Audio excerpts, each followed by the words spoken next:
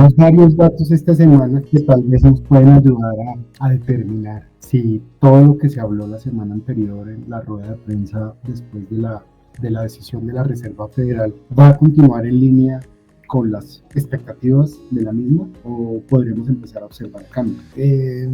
Antes de iniciar con esto, primero quisiera recordarles el día de hoy es el día de mejor desempeño que ha presentado el índice de acciones chinas después de varias decisiones que toma el Banco Central de este país.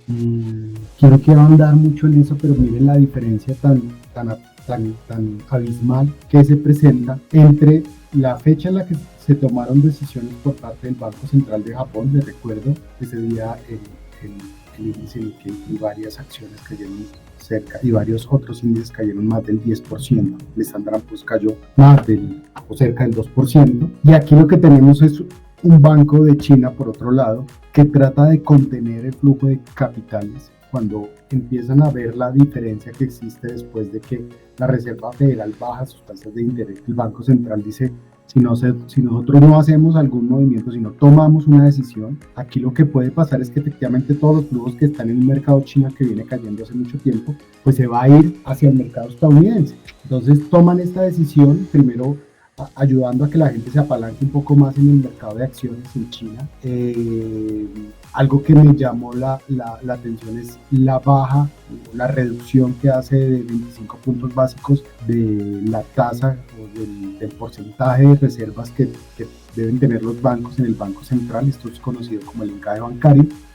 Y adicionalmente otras medidas como la reducción de tasas de créditos hipotecarios, que también obviamente ayuda a impulsar el mercado chino. Fíjense ustedes que si ellos no hubieran tomado estas decisiones, pues lo que hubiéramos tenido tal vez es un mercado chino cayendo la noche anterior, tal vez algo muy similar a lo que pasó con el Banco Central y con el mercado de Nikkei en esa reunión de la Reserva del Banco de Japón, y consecuentemente lo que hubiéramos observado esta mañana en los mercados europeos y mercados americanos también es una caída muy fuerte. Entonces aquí lo que quiero llamar la atención es sobre la efectividad de las medidas que toman los bancos centrales para tratar de impulsar la economía. Y desde ese punto de vista, pues lo que estamos viendo es que efectivamente la noche anterior el Banco Central de China toma una decisión que tal vez en el largo plazo, pues vamos a ver obviamente si va a ayudar a que la economía crezca. Estamos esperando muy seguramente alrededor de 5% para este año. Pero a la postre esto, lo que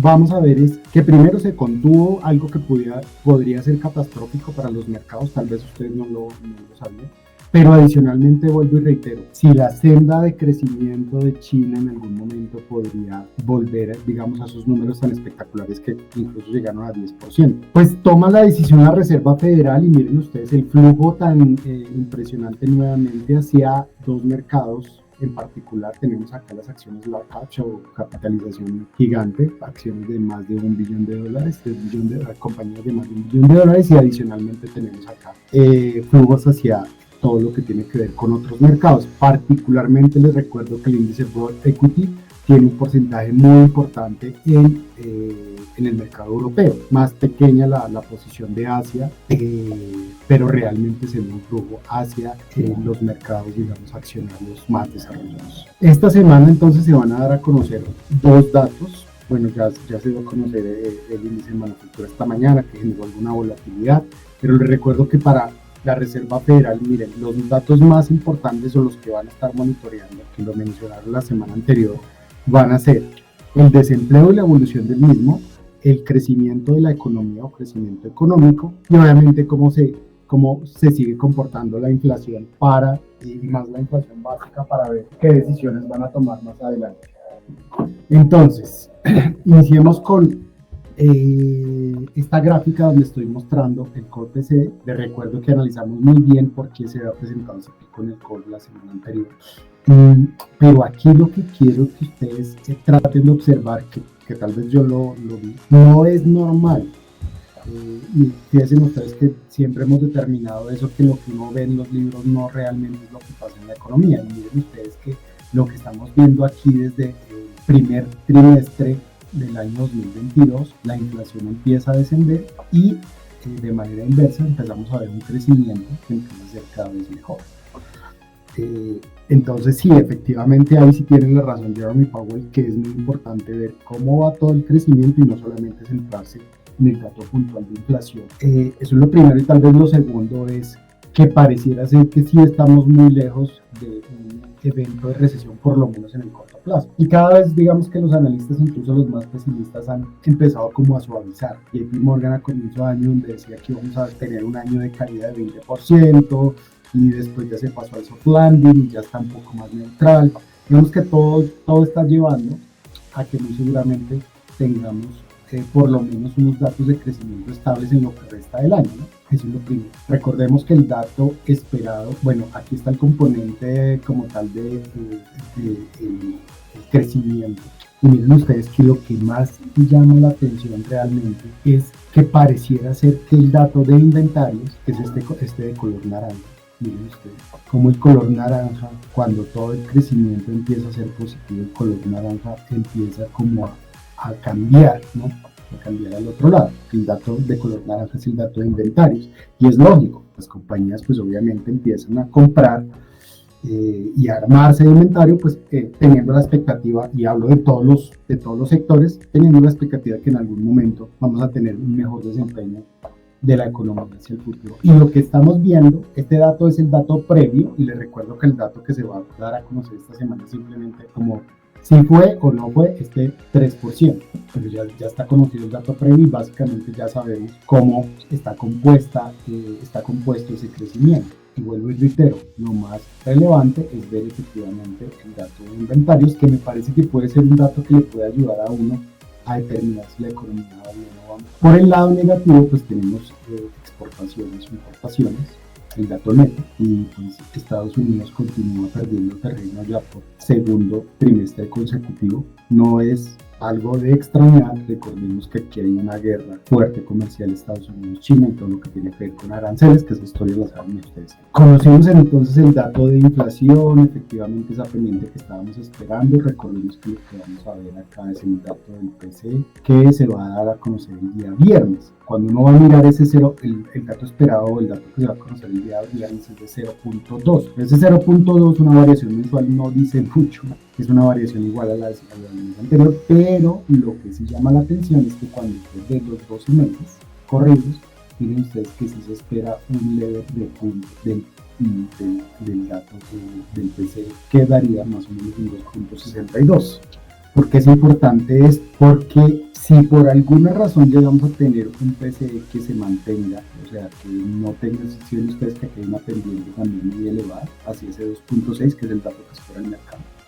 Si por alguna razón el PCE, que ya sabemos que fue impactado exclusivamente por lo que pasó con las aerolíneas y todo lo que tiene que ver con CrowdStrike, etcétera, etcétera, pero si tenemos ese dato de variación mensual levemente por debajo del 0.2, vamos a tener un buen impulso para finalizar el trimestre, el tercer trimestre, y muy seguramente para el mes de septiembre, que podría ser un dato ajeno a la estadística, donde nos dice que el 80% de los septiembre es el mercado de manera lineal. Okay. Aquí está ese 0.2. Miren ustedes que generalmente lo que ha venido ocurriendo prácticamente en todo el año es que la expectativa, que es el punto amarillo, pues está muy en línea con el dato oficial, ¿cierto? O incluso generalmente lo que tenemos es un dato oficial o dato final que está por debajo de ese dato esperado. Es simplemente un comportamiento que hemos venido observando, no solamente en el PCE, sino recuerden ustedes el índice de sorpresa de todos los datos económicos, y a excepción de lo que pasó esta mañana, generalmente los datos macros se han mostrado, generalmente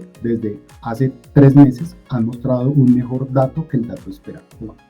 Podríamos tener una buena sorpresa ahí, pero pues vamos a ver qué ocurre. Esta es la parte negativa. Entonces aquí digamos que hasta ahora iba todo lo que vemos que es muy positivo, lo que pasó en China, los datos que vienen esta semana, y a lo que debemos tener cuidado hacia adelante, que es esta gráfica, me la encontré esta semana y miren ustedes algo particular. Jeremy Powell la semana pasada estaba mencionando que una de las razones por las cuales el desempleo había aumentado está directamente ligado con la cantidad de inmigrantes que estaban entrando a Estados Unidos. Cuando le preguntaron que si no le asustaba ese dato de desempleo, dijo no, está normal, y adicionalmente tengamos en cuenta esto que acabo de mencionar. Pero al margen de esta situación, miren ustedes que cuando la Reserva Federal baja se ha presentado los, digamos, dos últimos cambios de política monetaria. Desafortunadamente, miren lo que pasa, línea de color naranja, miren lo que pasa con el desempleo en Estados Unidos. Entonces, esto a la final lo que nos podría llevar a mencionar es que muy probablemente, miren ustedes que el rango de tiempo es un año, que muy seguramente podríamos empezar a observar que el desempleo aumenta en Estados Unidos para el año 25. No quiere decir con esto que las acciones se vayan a comportar mal. Recuerden ustedes que el dato de crecimiento y los datos de desempleo pues son datos que a la final son datos atrasados. Son datos que nos cuentan lo que ya pasó, pero esta gráfica que va a empezar a rodar mucho por Nueva York, entonces sí nos va a ayudar, digamos, a todos esos analistas que se mantienen pesimistas a tener argumentos, realmente van a entrar más a fondo aquí, a encontrar argumentos para decir que Estados Unidos muy seguramente en el año 2025 o después del 2025, el primer semestre del año 2026 podría entrar en una recesión, argumentando pues empleo y más cuando Jerome Powell mencionó que efectivamente había que monitorear el desempleo. Aquí lo que tenemos son puestos de trabajo, cómo los puestos de trabajo, las opciones de trabajo empiezan a caer cuando efectivamente la política monetaria cambia a una política expansiva y una política expansiva agresiva. Pues también lo vemos. Entonces, es como el dato, yo creo que tenemos que monitorear muy detalladamente y ese dato semanal que tiene que ver con empleo, pues obviamente nos va a ayudar, digamos, en el largo plazo a tratar de prever cualquier potencial recesión en Estados Unidos, muy importante. En lo que tiene que ver con earnings o resultados corporativos, pues esta semana solamente tenemos Jefferies, Accenture, la compañía que trabaja con todo lo que tiene que ver con estadística, BlackBerry y Costco, la compañía de Estados Unidos. Entonces no tenemos todavía como esa gran batería de datos, pero el mercado sí que va a estar muy pendiente la primera semana. A partir de la primera semana de junio ya esta gráfica la vamos a empezar a ver, la primera semana, de octubre, la vamos a empezar a ver aumentando. Y hay que estar muy pendientes de los earnings porque dentro de, digamos, los drivers fuertes de mercado para desempeño en el corto plazo y ese rally potencial de fin de año, los earnings son un catalizador supremamente valioso para determinar si vamos o no a tener ese rally de fin de año. El mercado, pues, como siempre, cambia rápido, digamos, los inversionistas, la semana pasada, recordemos, estaban acá, aquí no se ve, pero alcanzaron a estar 44, aquí ya pasando al medio, después saltaron rápidamente al optimismo. Esta semana creo, o esta última semana creo que no es muy fiable este indicador porque los analistas han cambiado muy rápido de pensamiento durante la última semana. Pasaron del extremo pesimismo y digamos que los argumentos son muy escasos, ¿no? Simplemente como lo mencioné anteriormente, algunos que venían muy negativos se pasaron suavemente a neutral y ahora están como más neutral positivo, pero no extremadamente positivos. Muy seguramente para fin de año, por todas las razones que ya he dado anteriormente, como son el rally de fin de año, las elecciones políticas y que tradicionalmente después, esta gráfica se las dejo para la próxima semana, tradicionalmente después de una baja de 50 puntos básicos o de la primera baja de 50 puntos básicos por parte de la Reserva Federal, el mercado estadounidense en épocas de no recesión se valoriza entre un 15 y un 20% en los siguientes 12 meses. Este dato sí es histórico, creo que la estadística para sacar esto fueron los últimos 50 años. Miremos entonces cómo reaccionó el portafolio o cómo ha reaccionado el portafolio durante este mes.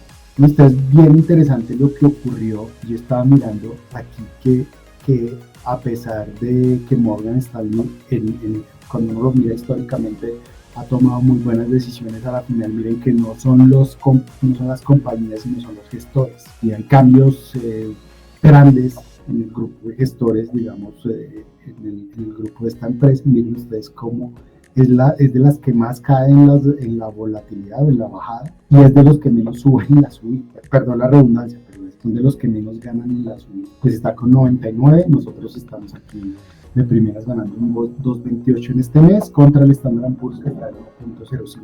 ¿Qué hay que esperar esta semana? Voy a saltarme un poco acá porque no hay mucha información. Recordemos que el día jueves hay una conferencia, digo conferencia entre comillas porque no es una conferencia, realmente es simplemente una reproducción de algo que ya se ha grabado por parte de Jerome Powell. Se va a hablar en la conferencia de bonos el día jueves. Sin embargo, como esa reproducción pues nadie tiene acceso a lo que ya ha grabado, pues la van a reproducir ese día. Y básicamente lo que se está esperando, lo que estamos mencionando, eso va a ser tipo 9 de la mañana hora de Nueva York. Muy seguramente lo que se está esperando es básicamente que él vuelva a repetir lo que ya mencionó y que no vuelva a hacer lo que ya dijo, que fue en esa pregunta fatídica que generó esa volatilidad tan absurda cuando simplemente le preguntaron, entonces la volatilidad está controlada, y él simplemente dijo, yo no dije eso, o no, él dijo, yo no dije eso, que el mercado se cayó ese día. Recordemos que fue un día de mucha bola, pero ese yo no dije ese le costó a muchos operadores varios millones de dólares. Eso yo creo que es más como esa fue el detonante de la volatilidad. Lo que tal vez las personas esperen escuchar en esta grabación es que él hable un poco más claro de la inflación, que ya lo había mencionado, vuelvo y reitero, antes de las preguntas. Pues bueno, así funciona el mercado.